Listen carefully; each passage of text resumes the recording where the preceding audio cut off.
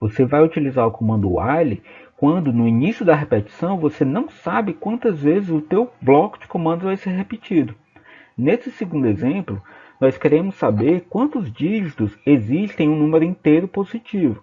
Esse número pode ser de qualquer tamanho. Por exemplo, se ele for 268, ele tem 3 dígitos. Se for 5.697, tem 4 dígitos. Mas se for um número muito grande, você tem que contar, o teu programa tem que estar preparado para contar qualquer quantidade de dígitos. O teu programa ele tem que funcionar para qualquer inteiro, mas nós não sabemos qual vai ser esse número. A forma que você tem para saber a quantidade de dígitos de um número inteiro é verificando quantas vezes esse número pode ser feito a divisão inteira por 10.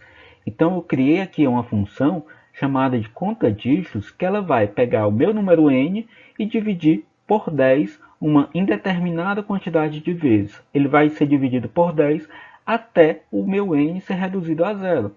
Então, da mesma forma que no exemplo anterior, eu criei aqui a minha variável contadora de quantidade e eu também vou fazer o meu enquanto n for maior do que 10.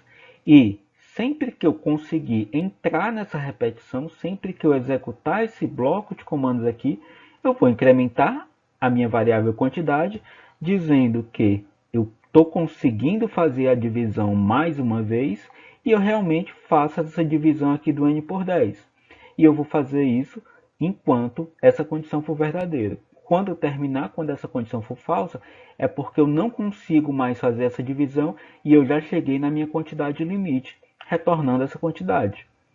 Aqui no meu bloco principal, eu leio um número inteiro positivo qualquer e eu chamo a minha função conta-dígitos que vai me retornar a quantidade. No final, eu imprimo que o meu número n tem a minha quantidade de dígitos. Além da repetição de final indeterminado com teste no início, nós também temos a repetição com teste no final. Em outras linguagens de programação, você tem comandos específicos para a repetição com teste no final. Por exemplo, em Pascal, você tem um comando repeat until. No C, C++, Java e outras linguagens derivadas do C, como um PHP, por exemplo, você tem um comando do while. Esses comandos são próprios para tratar repetição com teste no final, onde você tem um comando que simplesmente determina o início da repetição, mas que não faz nenhuma condição. Você executa o bloco de comandos e a tua condição só vai estar no final. O Python ele não tem um comando específico para tratar repetição com teste no final, e ele utiliza o próprio while para fazer isso. Algumas pessoas até dizem que o Python não tem repetição com teste no final, mas a repetição com teste no final ela é do processo do teu algoritmo e não de uma linguagem de programação específica. Então, não é porque o Python não traz um comando de repetição para teste no final que você vai deixar de utilizar. E qual é a forma que você tem para fazer repetição com teste no final em Python? Você simplesmente coloca o while true. Quando você faz isso, a tua pergunta sempre vai ser verdadeira. A tua pergunta sempre vai retornar verdadeiro, porque você está fazendo, colocando a própria constante verdadeira aqui. Então, você garante com isso que você vai entrar no teu bloco de comandos e você vai executar esse conjunto de comandos aqui e depois da execução, você testa com uma condição. Se essa condição aqui for verdadeira, você faz um break. O break ele encerra um bloco de repetição incondicionalmente. O break ele é o que a gente chama de desvio incondicional. Esse desvio incondicional ele vai quebrar o fluxo normal da execução da repetição. E além do break, nós também temos um comando chamado continue. O break ele desvia incondicionalmente o fluxo de execução para o próximo comando após a repetição. Então, se aqui dentro do teu fluxo de repetição, no teu conjunto de comandos, você tiver um break, a repetição ela é encerrada e você vai para o comando seguinte. Você pode utilizar o break ou continue com qualquer tipo de repetição.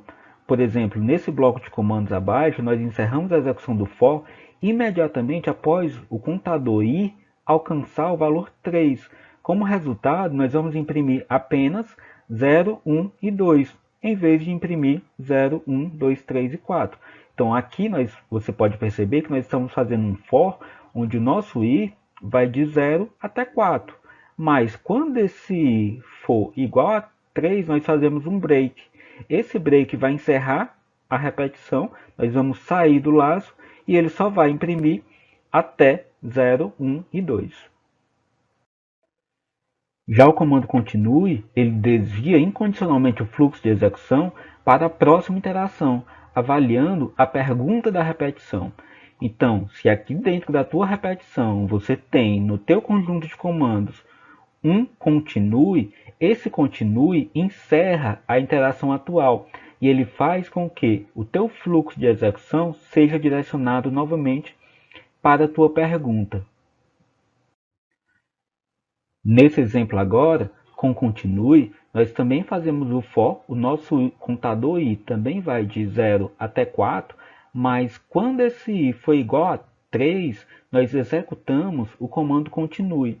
Isso faz com que nesse ponto haja um salto para a nossa pergunta, ou seja, ele não vai imprimir esse comando print i igual a 3, fazendo com que seja impressa apenas 0, 1, 2 e 4. Feita essa explicação sobre o comando break e o comando continue, nós podemos voltar para a repetição com final indeterminado e com teste no final, que ela vai testar somente após o bloco de comandos ser executado uma vez. Ou seja, o bloco de comandos, quando você faz o teste no final, ele é executado ao menos uma vez. Essa é a principal característica da repetição com teste no final. O teu conjunto de comandos ele vai ser executado pelo menos uma vez. Vejamos esse exemplo de repetição com teste no final. Vou atirar pedras na vidraça até quebrar. O que fará a vidraça quebrar, ou seja, o que fará a tua condição ser atingida, é atirar uma pedra na vidraça, a tua ação de jogar a pedra. Não faz sentido você testar a tua condição antes de executar a ação, ou seja, não faz sentido você verificar se a janela quebrou antes de jogar uma pedra. Então, nesse caso, a tua ação ela deve ser executada ao menos uma vez antes de você testar. Como é que nós podemos traduzir esse exemplo para a linguagem de programação Python? Eu crio aqui uma função chamada vidraça quebrada, que ela vai me retornar verdadeiro ou falso, informando se a vidraça já foi quebrada ou não.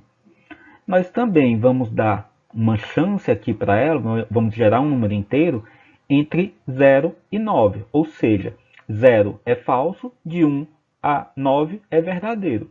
Então aqui nós teríamos 90% de chance da vidraça ser quebrada logo na primeira execução. Mas eu não quero isso, eu quero deixar a chance de quebrar mais difícil, então eu inverto com o NOT. Então agora nós temos 90% de chance de não quebrar a vidraça e 10% de quebrar logo de primeira. Aqui no meu bloco main eu faço um while true, ou seja, a minha condição do meu while sempre vai ser verdadeira. Isso vai garantir que eu entro na repetição pelo menos uma vez. Quando eu entro na repetição, eu executo o comando de atirar pedra na janela. E só depois de eu executar esse comando pelo menos uma vez é que eu testo se a vidraça foi quebrada. Se essa condição aqui for verdadeira, o que eu faço? Eu executo um break. O break ele vai fazer eu sair da minha repetição e imprimir janela quebrada. Se essa minha condição aqui ainda for falsa, o que eu faço? Eu volto para o while true, que sempre vai ser verdadeiro. E aí eu entro, atiro mais uma pedra e testo novamente. Então, a principal característica da repetição com teste no final é que você sempre vai executar a tua ação pelo menos uma vez. E quando essa condição aqui for satisfeita, no final da tua repetição é que você sai dela.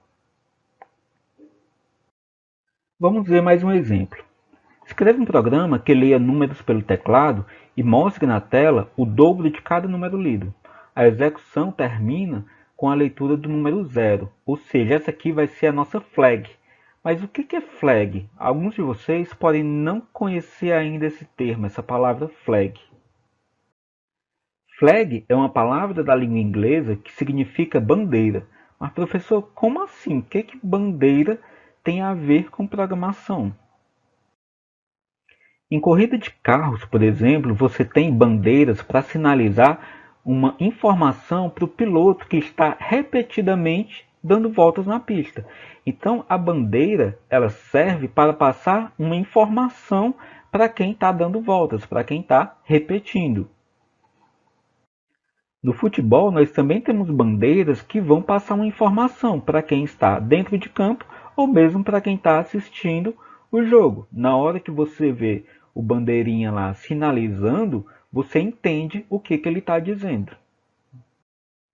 Em programação, a nossa flag, a nossa bandeira, vai ser um sinalizador, vai ser um interruptor, isto é, valores como ligado ou desligado, ativo ou inativo, continua ou para. E ela vai permitir ativar ou desativar um determinado comportamento do teu programa, um determinado comportamento desejável.